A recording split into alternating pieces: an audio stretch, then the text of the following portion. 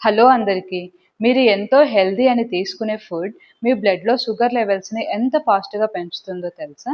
Weight loss అవ్వాలి అని అనుకునేవారు, డయాబెటిస్ కంట్రోల్‌లో ఉంచుకోవాలి అని అనుకునేవారు, హెల్తీ లైఫ్ స్టైల్ కోసం ట్రై చేస్తున్న వాళ్ళందరూ తెలుసుకోవాల్సిన ఇంపార్టెంట్ కాన్సెప్ట్ ఈ గ్లైసెమిక్ ఇండెక్స్.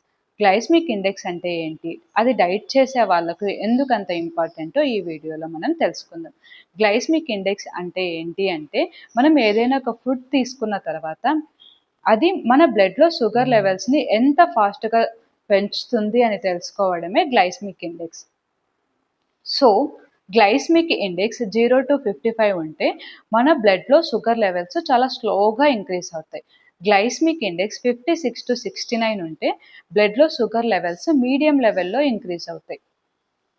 గ్లైసెమిక్ ఇండెక్స్ 70+ ఉంటే బ్లడ్‌లో షుగర్ లెవెల్స్ చాలా ఫాస్ట్‌గా అనేది ఇంక్రీజ్ అవుతాయి. వెయిట్ లాస్ అవ్వాలనుకునే వారికి గ్లైసెమిక్ ఇండెక్స్ ఎందుకంత ఇంపార్టెంటో తెలుసా?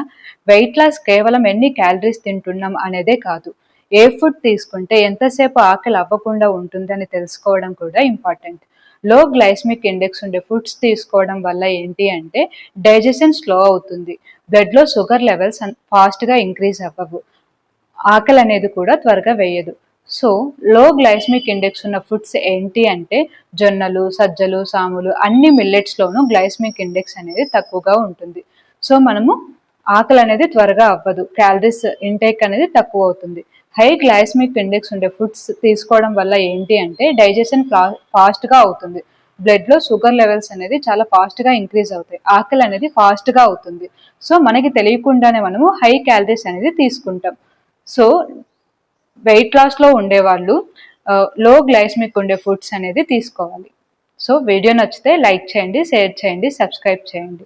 Thank you for watching.